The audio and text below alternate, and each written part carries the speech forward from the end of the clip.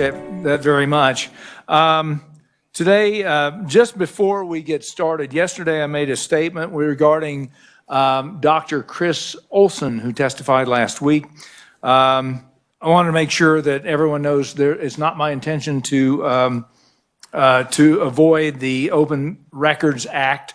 So we are not banning the testimony from Mr. Olson, at least online. Clarify the intent was not to subvert that Open Records Act. However, due to what I do believe was a misrepresentation of his testimony, that we are going to caution the committee if Mr. Olson were ever to come back, to be very cautious in how we regard his testimony in the future.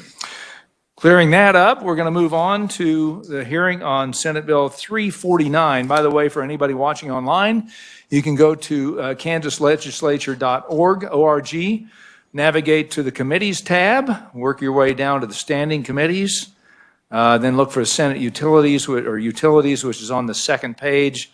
And once you get there, you can look for the testimony. There's a little committee testimony box. Click on that. And the date is highlighted, the 15th. Click on there and you can see the PDFs that have been downloaded. So to get started, we're going to have a bill brief from Nick Myers from the Office of Revisor Statutes, pardon me, and turn it over to Nick to give us a bill brief.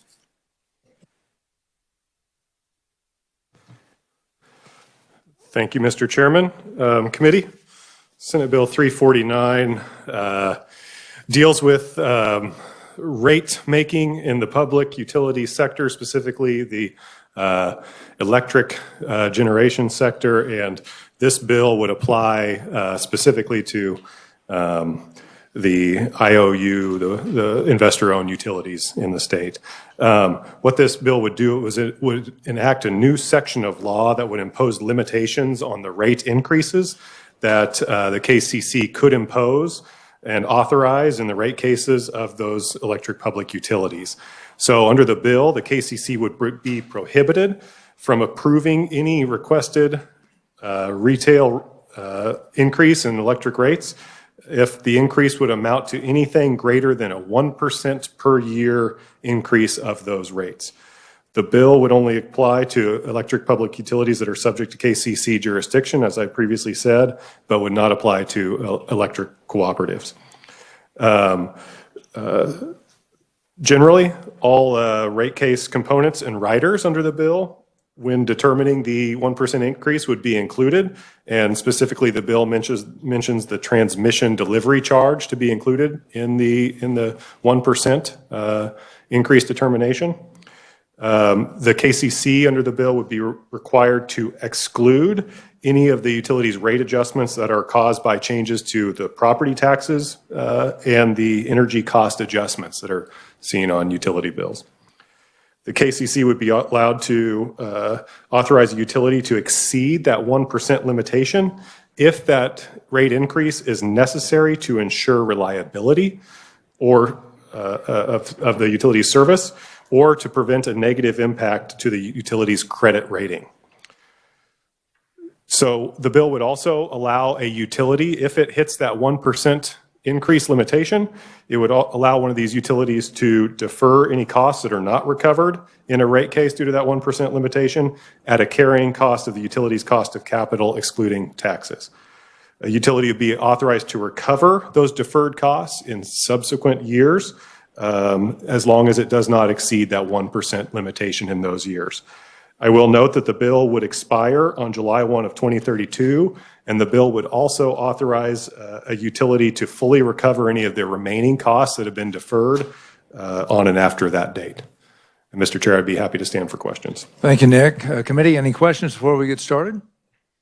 I might mention we have a new committee member, Senator Cluse, and we're throwing you right into the deep end, Senator. So here we go. Thank you for joining us, and we appreciate having you here. Okay, any questions from the committee? Seeing none, thank you, Nick. What we're going to try to do is a portion of the time so that we have a little time for questions afterward. This is a heavy lift. So we've got start with the proponents, testimony. I'm going to give you proponents 20 minutes total. So if you can go a little, if you apportion your time as necessary on that, we'll do 10 minutes for the oral and 20 minutes for the opponent, and hopefully we can squeeze in some questions in the middle there. So we'll get started with Paul Snyder for Kansas for Lower Electric Rates. Turn it over to you, Paul. Thank you, Mr. Chairman, members of the committee. My name is Paul Snyder, representing the Kansas Industrial Consumers Group and Kansans for Lower Electric Rates. I've been here in front of this committee a number of times the last couple of years, and I think everyone is well aware of our challenge with high electric rates. Without getting into, where we stand regionally, it's safe to say we've got some improvements that can be made. This committee really started looking at high electric rates in 2018. The Senate passed a Senate resolution that called on the KCC to try to get us to a competitive rate standing with our neighbors. In 2019, we passed a landmark rate study bill that I think pretty much everyone here voted for, were they in the legislature. At the time of that bill signing, Governor Kelly said, "It's no secret that our utility bills are raising at an alarming rate. And this is an important step toward addressing the high cost of utilities." In 2020, we passed a bill that eliminated the state income tax on utilities that generated, I believe, about $30 million of savings for our largest utility, also applied to gas utilities as well. So that was, a real tangible way we could take costs out of the system that benefited ratepayers. We also passed an economic development opportunities for Evergy to discount their rates to try to lure large industrial players into town. Hopefully that's at work with this Apex bill and this competition for this new investor in Kansas. And last year, this committee passed, or this committee didn't, but the Senate passed securitization bill, which has the potential to create some minor savings over time. I think the challenge with all these things, they were all good pieces of legislation. What none of them did was address the central problem that we're having here in Kansas, and that is aggressive and, in our view, excessive spending. Every time a utility invests money, that equates to a rate increase down the road for a customer of that utility. So Senate Bill 349 tries to take a different approach. This is very much a compromise bill. If you look at our name, Kansas for Lower Electric Rates, this does not lower rates. Our preference would be a way that we could lower rates to get to a competitive level. This also does not stop rate increases. That would be our next best. What this bill does is try to moderate increases that are going to hit customers over time. Again, a compromise position establishing, as the revisor said, a 1% cap on rate increases. There is a 10-year sunset, and it does apply to investor-owned utilities. We do have an amendment that would further amend this to, and it's in my testimony, it would further change the definition of public utility to one that is a for-profit investor-owned electric utility serving at least 100,000 customers in the state. Evergy is the only one that fits that definition. Without some sort of change, if this bill moves forward, we do need to, the municipals have some concerns with the current definition as it is, but are very comfortable with something that clearly delineates that this applies to Evergy. Any unrecovered cost, as Nick said, can be recovered over time, and they're tracked and provide a carrying cost with that. And the KCC can do rules and regulations to help implement this, and there are ways to go beyond the cap for a reliability reason. The other part of the amendment that we have in your packet is to tighten up that reliability language. Our intention is that it's for, there's something that happens at Wolf Creek or a tornado, impacts a transmission line. So trying to get those more kind of force majeure type impacts that would compromise reliability. So Evergy, as you're going to hear, does not like this. Pretty much every bill that we've filed that they've been an opponent of, there have been times that some of the ones we've gotten passed, we've gotten to a compromise position and passed something, but at the get-go, anything that we suggest, generally they are opposed. They're going to tell you it's illegal. They've said that multiple times on past legislation that we have proposed, and we of course disagree. This bill does not deny recovery. What it does is stretch things out to help customers. Evergy supported in 2018 a Missouri bill that provides a rate cap. Their rate cap is certainly higher, but it's a rate cap. And then from the standpoint of extending implementation of rates, that is something that is routinely done. The KCC just did that with all the Uri gas costs, stretched things over 5 and 10 years. When Wolf Creek was first put into service, those costs were extended over a period of time. And even when we did the income tax bill 2 years ago, kind of on the flip side, Evergy wanted more time to implement that so it didn't hurt their financial profile as much. So those things do happen. But now is the time to address this issue because rates are going up. Also in your packet, what we are concerned about are the capital expenditures or CapEx of Evergy. In 2018, as one of the concessions, or at least public pronouncements on the merger, they said that a combined company could reduce $1 billion out of their capital expenditures down to a level of $6 billion. Well, over time, every 6 months to a year, they keep upping that 5-year forecast, and now it is at $10.4 billion as of last September at their investor analyst meetings. And that's a 70% increase over where they said it would be. And again, every time they invest money, that's going to cause rates to go up. Another problem that we have are transmission delivery charges. As the revisor mentioned, that is specifically called out, and that is in the bill that would be under the 1% cap. And the reason for that is because there's been tremendous escalation of those over the last several years. Just last year, we had a bill that would have changed how the TDC, the legislature passed the TDC, the Transmission Delivery Charge Statute, and it allows automatic annual recovery of those transmission rates. We had a bill last year that would have moved that from an annual adjustment to tying it into rate cases, and the KCC opposed that legislation. And then, when it became known 2 days after that hearing that Evergy was asking for $38 million, and then when that was implemented, the KCC was lamenting that, not that they opposed the bill, but lamenting the cost increases associated with the TDC and that their hands were tied. But yet nothing's happened. Here we are again today, and the KCC is opposing a bill that would limit increases on customers.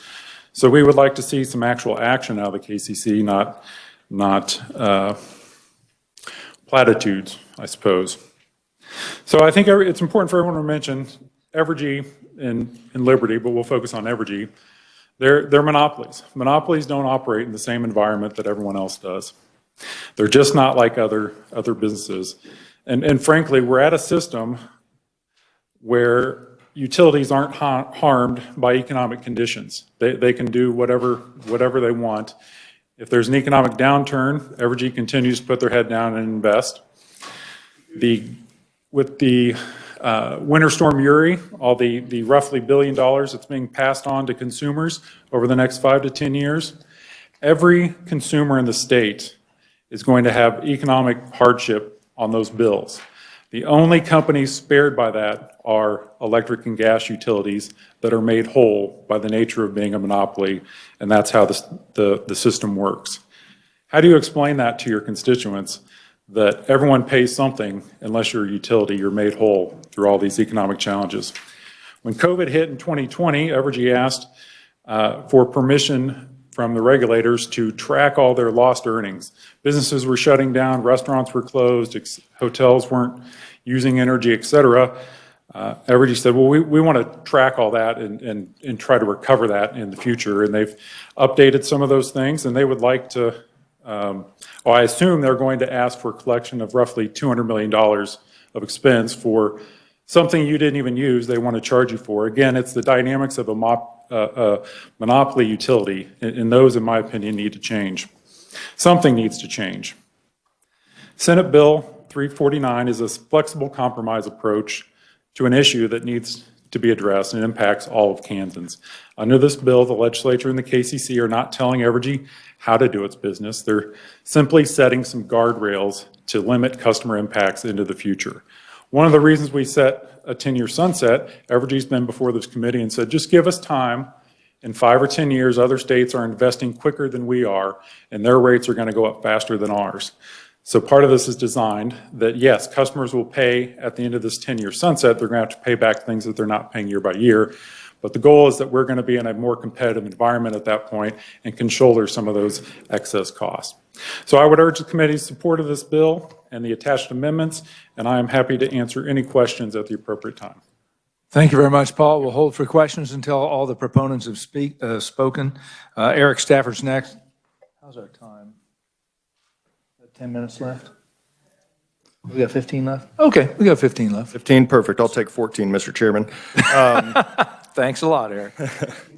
Just kidding, I'll be brief. Good afternoon, committee. Eric Stafford, Vice President of Government Affairs with the Kansas Chamber of Commerce, and appreciate the opportunity to testify in support of Senate Bill 349 today. You'll notice on page 2, I think we just did a front and back. We didn't staple the 2 pages, but front and back, there's a quote. We utilize an economist out of Florida, Graham Toft, he's got a firm that looks at, I don't know, 50, 60, 70 economic metrics, and we've had them put together our annual competitiveness index since, I think 2004 was our first year. Where does Kansas rank? Where do we stack up on a variety of topics? How well trained is our workforce? What level of training do they have? What are our electricity rates? What are our employment costs, work comp premiums, tax code? Legal climate. So in that ACI this past year, there's a chart at the bottom of page 1 of our testimony, followed by the quote at the end, where Kansas used to be above average in our cost per kilowatt hour and our competitiveness and our energy costs as a state. And over the last 10, 15 years or so, we've seen that decline. And it is something that we hear about now from our membership. Evergy is a member. It makes it awkward to be up here in front of them in the room in support of this bill. But when we hear from our rate-paying members, the customers of Evergy, of the concerns of rising energy costs, we have to do something to help. And what options do we have? I mean, what options do we have? I think Paul said it best. They're regulated monopolies, and so there's not much competition. I did a quick search sitting in the committee room before today's hearing on rate caps. Paul mentioned Missouri. I found another one. Pennsylvania back in 1997 implemented rate caps, but they did that when they deregulated their market and allowed customers to choose where they bought their electricity from. They put that rate cap in place to help settle any shifts in the marketplace. But ultimately, especially on the industrial side, they had 71% of their industrial customers change electricity providers. They had 34% of commercial and 26% of residential customers switch providers.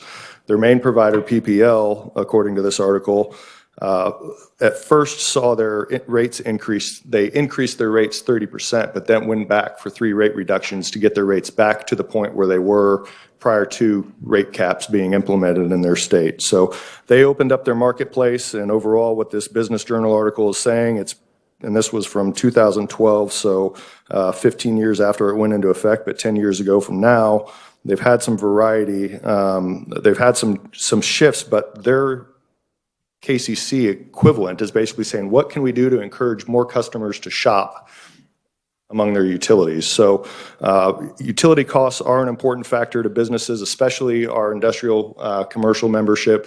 For manufacturing, that's the biggest single industry segment of our membership. And that's why we're hearing so much from them. And here today in support of a bill that, again, Paul mentioned the 10-year sunset. This is temporary, and I hope that we can flatten it out over time, let others hopefully maybe catch up to us. So we can become competitive again. Rates have improved a little bit, as you see in the chart that was provided from our ACI back in December of this year. But we've improved from 39th to 32nd roughly in the country in the cost of electric utilities in our state. So happy to answer any questions at the appropriate time for the committee, and appreciate the opportunity to be here today. Thank you, Eric. Appreciate that. Okay, we got 4 minutes each left for who, we got Elizabeth Patton up next, and then Dana Reith from Brexco. Elizabeth? Good afternoon. Oops, I'm a lot shorter than Eric Stafford, so I'm going to have to move this.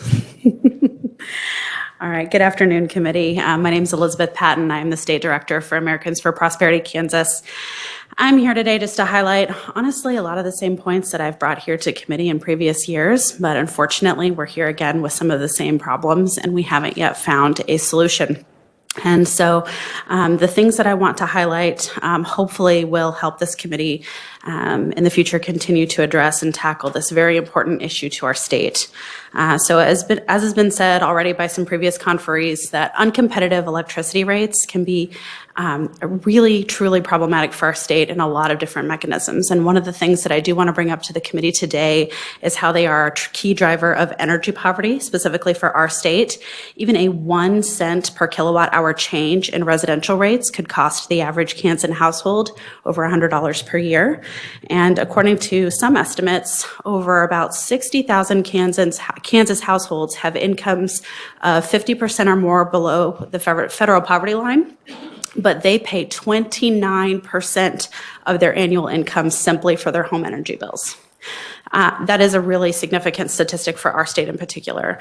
And COVID-19, unfortunately, further exacerbated energy poverty in the U.S. and really underscored the need for, in our view, accountability and transparency from utilities to fully understand the causes of Kansas's significantly regionally uncompetitive rates.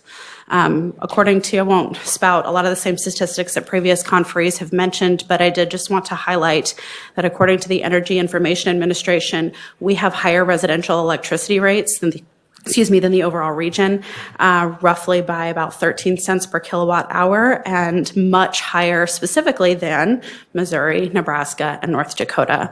So as you know, as a committee, we've heard it over and over again that Kansas has fallen behind the rest of the region when it comes to electricity prices.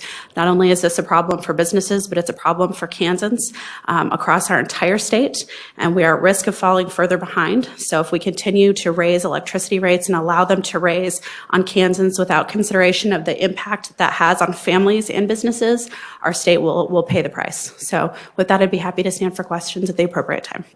Thank you, Elizabeth. Next up is Dana Reith from Brexco. Dana? I'm going to have to raise this up again, maybe to the highest.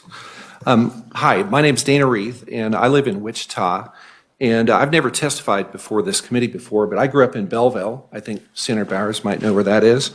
And I'm an engineer. And Brexco's an oil and gas company. I'm here with representing Kyoga, the Kansas Independent Oil and Gas Association. I have a few slides. And of course, we've all talked about how economic growth has been slower in Kansas.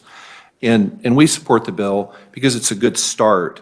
And I come to you a little bit advantaged over some of the other people here because Brexco operates oil and gas wells across 8 states. And there's an old Arby's line, they have the meat. Well, we have the bills. And I wanted to just take a little bit of a moment to tell you about cost differentials on electricity rates. And there's a slide in here out of the London study that certainly shows that Kansas has much higher rates. But we have our own numbers. We get bills. We get a reality check every month. And so, for example, our rates in Evergy went up. They're 10.3 cents per kilowatt hour as ours. They went up 0.28 cents per kilowatt hour from 20 to 21. In Nebraska, we pay 8.6 cents per kilowatt hour. And in Oklahoma, on OG&E, our rate in 21 was 4.81 cents per kilowatt hour. Can you imagine what Kansas industry could do if our rates were anywhere close to that low? And I'd like to tell you that I was in Houston Thursday, last week, at an energy conference, and it mostly pertained to oil and gas, but there were also renewable energy people there as well. A lot of electric cars, hadn't seen that many in a long time. The governor of Oklahoma was the speaker at lunch, and he gave the kind of speech you'd expect, come invest in Oklahoma, business-friendly environment, and then proceeded to brag about Oklahoma's electric rates to an oil and gas energy conference in Houston. Come invest in Oklahoma because we have the lowest electric rates around. You know, unfortunately, I don't think our governor could make that claim. And it really is an incredible differential when you start talking about rates at 4.8 cents per kilowatt hour. Our own rates, we have those bills. I don't need a study from somebody in Miami. I'm telling you our actual numbers.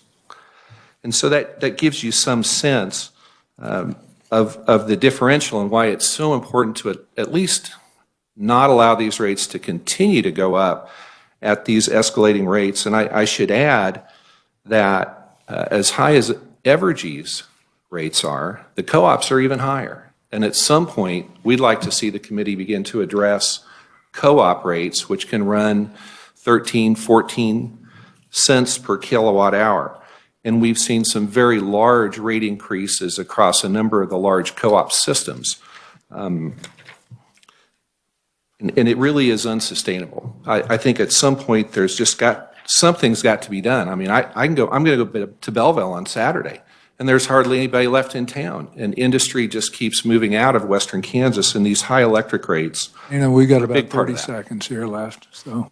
So in any event, we support this bill. We applaud you for trying to do something to hold down rates, and just want to be encouraging and stand for any questions at the time.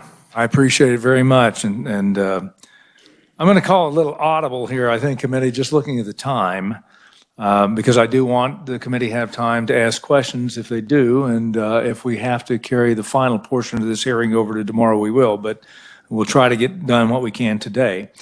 So I wanted to, before we open it up to oral testimony, want to point out we also have written testimony for proponents from Randy Stuckey of Kansas Grain and Feed Association and Kansas Agribusiness Retailers Association.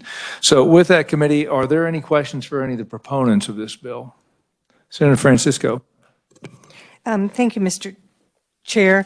And this is probably for Paul Snyder, but when the rate is in, this is page 2, lines 1 and 2, when the rate increase is held or can be increased more than 1% if it's necessary to protect reliability, would you have to have all the charges from reliability above to meet and then be above that 1%? Does that make any sense? I'm just saying, I would think reliability would come first, and then does that mean they would have to use up their 1% for reliability and then have charges beyond that? Well, Senator, I understand your question. I don't know quite what the answer is. Part of the reason we specifically wrote in there that the KCC can write rules and regs is because I would fully expect that they would need, some good sound processes on how to interpret and put these things in different buckets. So amongst that and other issues, I think the KCC could figure out a process for that. Senator Olson. Yeah, I don't really care who takes this, but I mean, with inflation today, 1%, I mean, that eats up the cost, anything they have to replace, their labor costs, real quick. I don't know. To me, 1% just seems unreasonable. Well, I think Evergy's about as well positioned to deal with inflation as anyone. They bill out and collect over $2 billion a year, so they have quite the sway to influence markets, influence work with their suppliers and other things. But everyone is dealing with inflation, and so if we can maybe tamp down some electric increases, that helps everyone else, not adding to additional inflation that they're going to have in their businesses.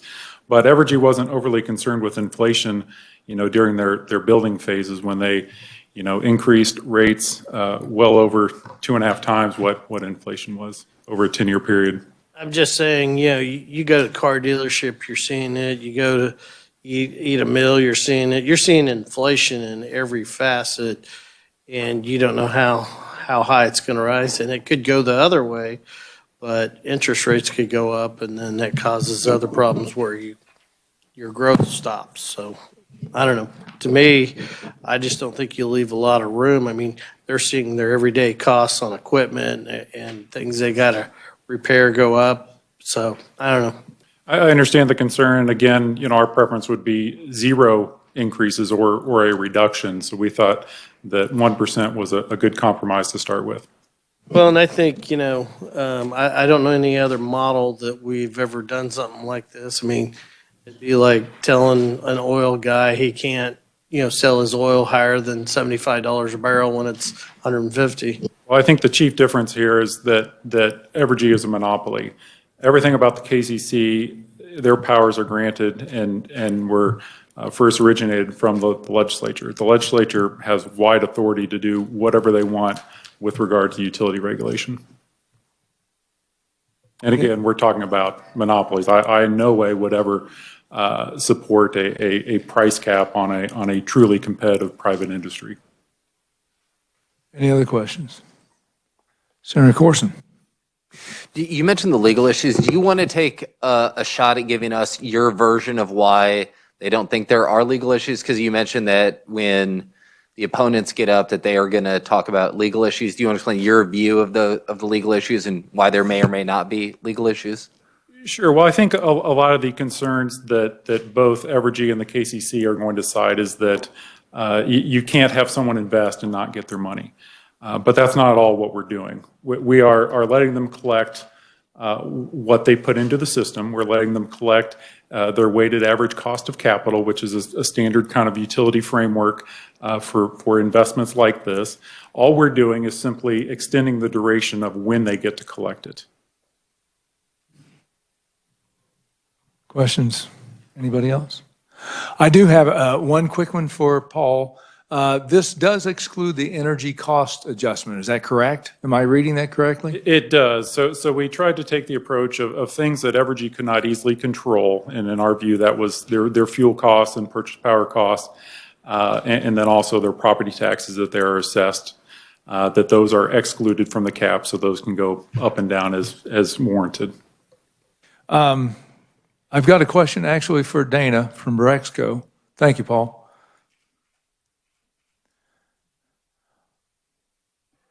You spoke to this to some degree, Dana, and that was about the cost of the 14, 15 cent per kilowatt hour out of the co-ops.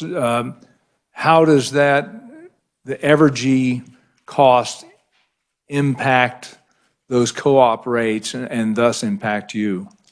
Well, Evergy impacts us directly because we have oil wells on Evergy ourselves in 4 different counties. And in certain cases, Evergy does provide power that's then run through those co-ops also. And I understand, that I know Brexco has a particular challenge in that there are a lot of oil wells that have been prematurely capped, the marginal wells, because of the costs. And do you have a rough estimate of how much we're losing out on GDP in the state from that?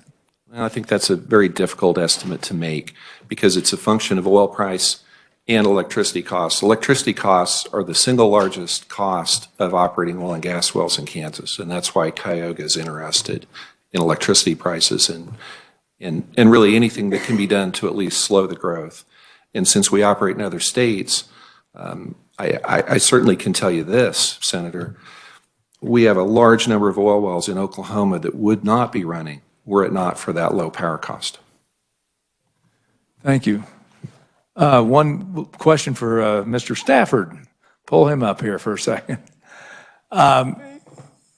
With regard to larger plans, larger groups like somebody owns a big hospital or a big manufacturing firm, a little increase can probably impact significantly their costs just to operate. Can you speak to that at all? Yeah, I mean, we've seen it among our membership, not only just from the actual rates themselves, but different charges and fees that are assessed on them as well. I think one member, in some feedback that we received recently, said that almost half their bill or slightly more than half their bill is coming from delivery charges and other fees on top of the electric rates. Which has long been something that is out there. I think KCC's acknowledged that in order to keep residential rates somewhat lower, industrial is paying more. So we're subsidizing lower energy costs for residential customers on top of the struggle that we've seen recently.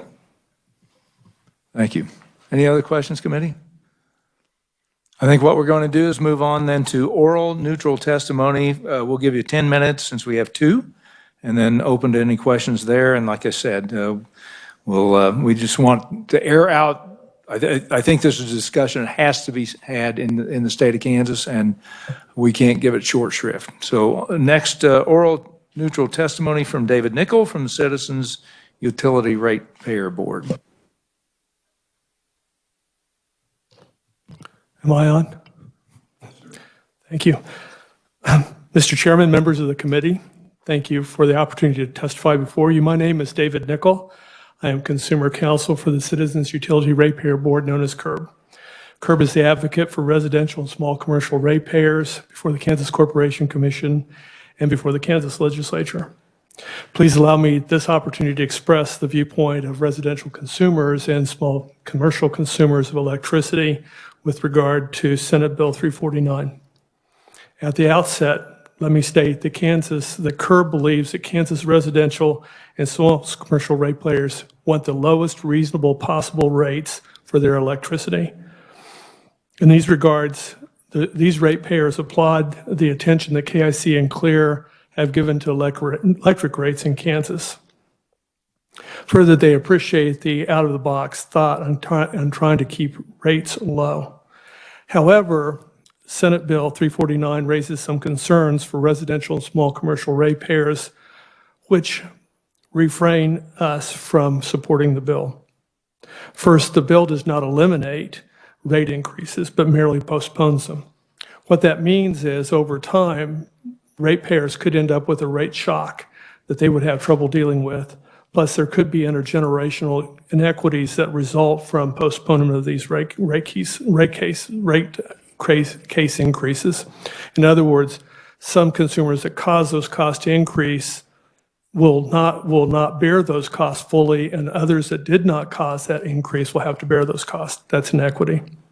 Secondly, the exceptions that are set forth in Senate Bill 349 really will be consumed by the rule. The truth of the matter is, in every rate case, the KCC looks at reliability as a factor and looks at the rate of return, which is adequate to assure investment in a utility. That's set forth in statute. That's the rate covenant that utilities go into. They are absolutely obliged to spend money only for safe and electric transmission of electricity to consumers, and they're entitled to receive an adequate return that will allow them to attract capital. That's law, statute, it's constitutional law. So in essence, basically, the exceptions that are here are probably going to be applicable in each and every case that comes before the KCC. There are other reasons that we set forth in our testimony, and I won't elaborate on those. I do want to point out that I hadn't thought about the inflation rate, but I think that's a very valid point. We certainly cannot allow a utility to actually have to bear cost when you have high inflation and somehow or the other they don't get that cost reimbursed. Let me close by suggesting that what I think we need to do is have Kansans work together to try to reduce electric rates. We are working with Evergy right now on energy efficiency. That is, cost-efficient energy is the least cost resource in Kansas. It should hopefully reduce bills over time. Secondly, we're working with the utilities to try to address the energy burden that exists in Kansas. Rate increases do affect those that are low income more than others, and so we've been working with utilities on that. Let me suggest that there may be other mutual advantages, such as working on pricing on SPP and other issues that I believe Kansans can work together to find a mutual interest. So thank you for listening to the residential and small consumer ratepayers' outlook on this bill, and I'll stand for questions at the appropriate time. Thank you very much, David. Next up, we have Zack Pastor from the Kansas Sierra Club. Zack? Thank you, Chairman, members of the committee. Zack Pastor, proud lobbyist for the Kansas chapter of Sierra Club, a statewide environmental organization with nearly 5,000 members across the state dedicated to enjoying, exploring, and protecting the great outdoors of Kansas. Proud to be before you today to testify on an energy issue as Senate Bill 349 and limiting rate increases. We've been involved in the discussion before the Senate Utilities Committee for a number of years, commented on the previous rate studies produced by London Economics and the AECOM. If you'll remember, those rate studies provided for three main causes of our rate increases over the years. One, due to the fuel cost adjustment, for instance, the increased investment in transmission and wind in the state, which we thought were worthy investments to help keep costs low for the state of Kansas for years to come, but also those expensive environmental retrofits upon our coal plants to try to make those dirty coal plants a little cleaner. We offer testimony. You'll see my testimony's got the green tree in the upper right-hand corner. We present a number of different information, but specific to this bill, while we're sentimental to keeping electric rates low, and we contend that a number of the rate increases are due to that dependence on coal for the foreseeable future. We cannot support this bill as is, one, because we don't have a position on what constitutes a fair rate increase, but also there's no clear policy pathway to what we think could help keep electric rates low in the future, and that's a clean energy future. So we haven't had a chance. So we've produced many reports over the years. The 2019 Kansas Pays the Price report that I can provide to this committee that we have in the past. We did an update to this, the 2021 Volume 2 of the Kansas Pays the Price report. And just today, we released the report, The Failure of Fossil Fuels, Learning from Winter Storm Uri, that talks about reliability and how we can increase our grid resiliency with a clean energy future. But some of those reports indicate that, one, we lost $267 million from 2015 to 2018 through the overdependence and in-state running of our coal plants, and we're projected to lose nearly $1 billion over the next 20 years if we don't retire that coal sooner than later. We provide for the opportunity for clean energy to compensate for this loss of capacity in the future. And we say it's economical for the state of Kansas to retire Jeffrey Energy Center by 2025. And there's a net benefit in cost of retiring Lacine by 2028 through a variety of clean energy solutions such as conservation, wind and solar, and energy storage. So with that, we offer the sentiment for keeping rates low. We can do that if we make the right choices here by our utilities and the Kansas Corporation Commission in their future long-term planning in choosing a clean energy future. But without that expressed in the bill, we can't support the bill as it is. All right, thank you very much. Thank you. What I'm going to do is open up to questions for our neutral opponents or conferees. For the opponents of the bill, I don't want to rush this. I want to have a good, clean discussion. So what we'll do is open up to questions. And if our conferees can come back tomorrow, does that work for you, Chuck and Whitney? And I know I'm sorry, I just don't want to rush you. And same with Justin Grady. Justin, would you be able to come tomorrow, do you think? Okay. Well, are you? I might be able to figure out how to do it remotely, or I'm happy to go now with the time that's available and then give. And then finish up tomorrow with Justin and Whitney. Okay. Any questions for our neutral conferees? Seeing none, we'll just go ahead and open it up to Chuck Casely, from Senior Vice President of Evergy. Chuck? Thank you, Mr. Chairman, and I appreciate the committee's time here. Boy, there's a lot to unpack in what we're talking about today, and listen to a lot of the conferees' comments. And I think one of the things to save time we'll probably do is, I wrote a bunch of those down. We'll probably give the committee written responses to a lot of it. This industry is incredibly complex, and a lot of what we've heard today are half the story, summaries of things that if you look a little deeper are pretty dramatically different than the way they were espoused. I'm gonna talk about a couple of them, 2 or 3 of them here today, and then again we'll do the rest via a written response. You know, I'd like to point out we didn't start out as monopolies. We are a monopoly. The state made us a monopoly, and to the extent that the state thinks that the system where the Kansas Corporation Commission is no longer a good proxy for, you know, regulation of utility and regulation in terms of an open market, that's something we'd be happy to discuss with this committee and with the legislature. We are in a time of unprecedented closing down of fossil fuel plants. That means supply is getting much less. So if you're talking about, you know, making this a free market, that's deregulation, and that's something we would be happy to talk about. Just bear in mind that in almost every state in the United States, that doesn't mean that the wires are deregulated. That's just the generation. So I point that out. We are not free market of our own free will. It's because the state decided this would be the best way to proceed many, many years ago. So this bill is very short. You know, Mr. Snyder referenced a bill in Missouri that put in rate caps. That bill actually was authored because the state wanted more, not less, more investment in transmission and in distribution and in grid modernization. They wanted more reliability, they wanted more resiliency, they wanted access to more renewables.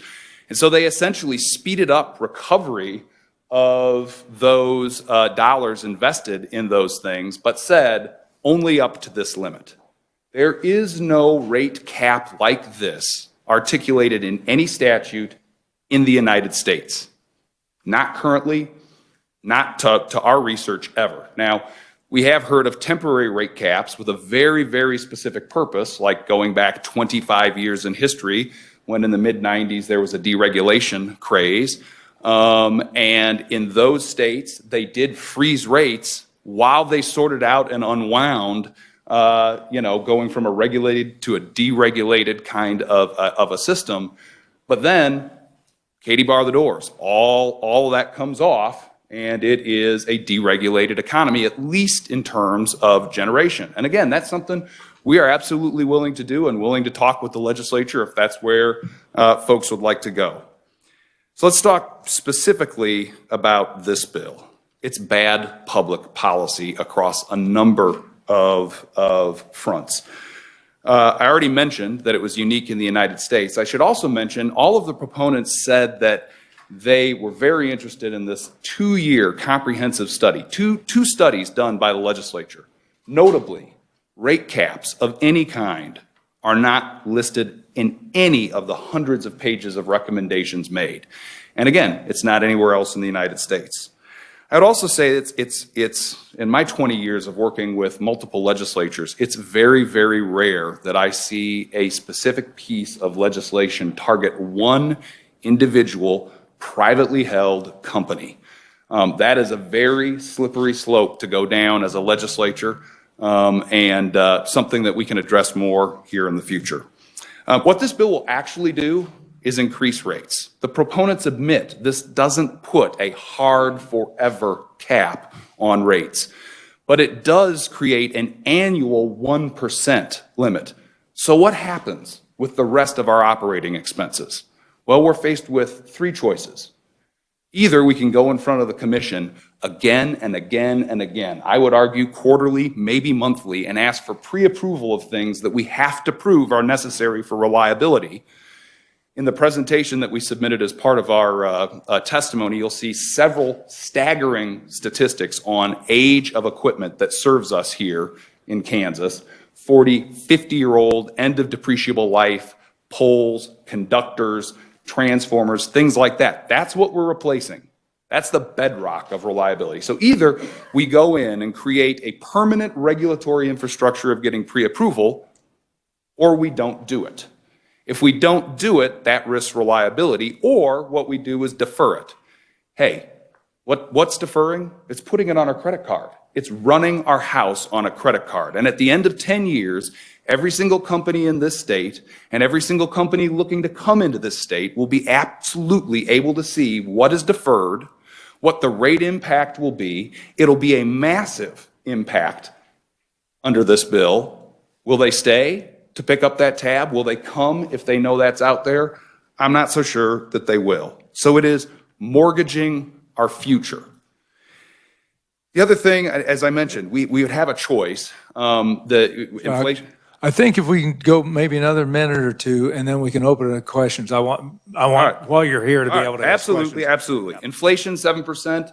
Department of Labor suggests that it's going to be an average of 5.2% through 2024. So we're absolutely going to have to push off costs and investments under this bill. That's going to hurt reliability. It's going to hurt economic development. Why so? Well, we have current customers that are on special rates.